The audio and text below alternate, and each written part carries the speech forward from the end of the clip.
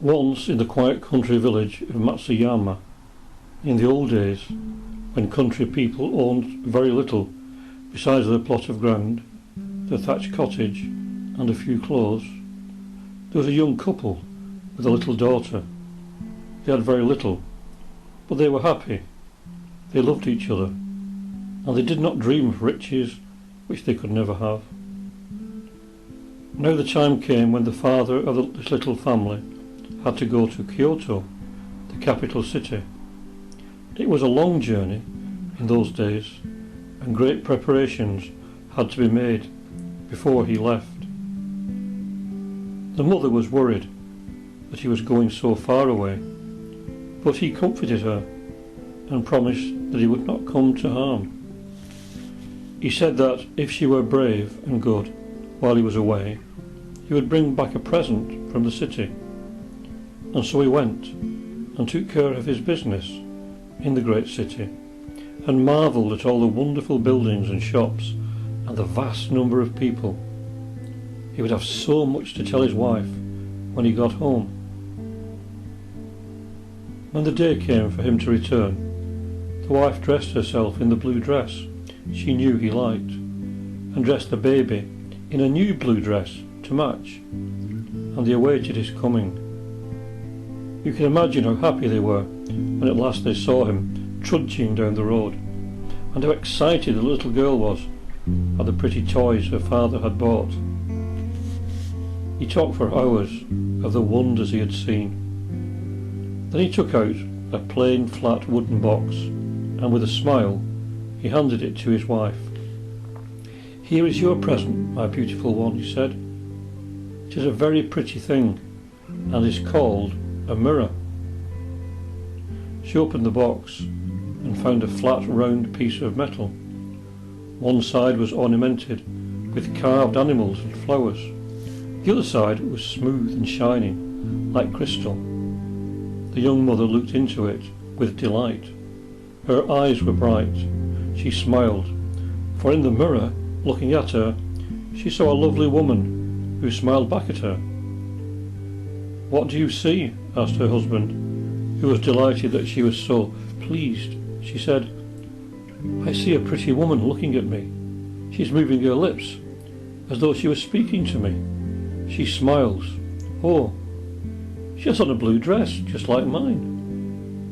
"Why, you pretty goose," said her husband, "it is yourself you see there. Everyone in town has a mirror so that they can see themselves, but here in the country no one has ever seen one before, or had one before." The wife was of course very happy with her present. For the first few days she would often pause in her work, think for a moment, and take out her mirror and smile into it. She was very happy, but after a while she felt a little ashamed of her vanity, and believing that the mirror was too precious to leave around the house, she carefully wrapped it up in its box and hid it away with her few treasures. Some years went by, and the little family continued happy. The little girl grew up in the image of her mother, and was dutiful and kind to her parents. She was the friend of everyone in the little hamlet, and everyone loved her because she was so pretty and so good. Her mother was sometimes tempted just to show her daughter the mirror, so that the girl might know how pretty she was, but remembering how often she used to interrupt her own work to stare at herself, she decided that the child should grow up without that sort of vanity. The mirror remained hidden and almost forgotten in its flat box. But then unhappiness came to that family. The mother became ill, and day by day she found herself growing weaker. At last she knew that she would die. She grieved that she must leave her home and her loved ones, and she worried that without her good advice her daughter might not be so good and kind as she had been. But she had a clever idea. She took the mirror from its hiding place and placed the box in her daughter's hand. "You know that I am very sick," she said, "and I am quite sure that I am going to die and return to my ancestors. After I am gone, I want you to remain a good and faithful daughter. I want you to promise me that every morning when you get up and every night when you go to bed, you will look into this mirror that I'm giving you. Then you will see that your mother is still watching over you, and you'll be brave and good. That night she died. The next morning, wiping her tears away and making herself smile so that her mother would not see her unhappiness, the girl took the mirror out of its box and looked into it. What a wonder! There was her smiling mother, not tired and thin after her long fever, but young and lovely as the girl remembered her from long ago. The girl could not stir long enough. When she put the precious mirror away, she felt brave and strong despite her sorrow.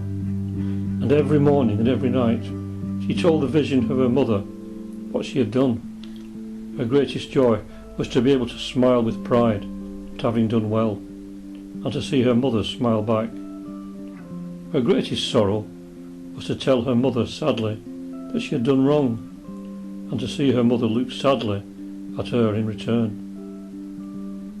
Her father saw her looking into the mirror every morning and every night. He asked her why she did this, for she did not seem to be merely admiring herself. "Father," she said, "I look into the mirror every day to see Mother and to talk to her." Then she told him what her mother had said on her deathbed, and how she had always carried out her mother's last wish. Tears came to the good father's eyes, that his daughter should be so loving and so faithful.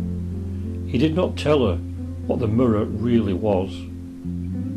Years later, when she had learned the truth, she smiled and said, ever so sweetly, "Mother was with me all the time, but if I hadn't seen the face in the mirror every day, I might have been forgetful of her love."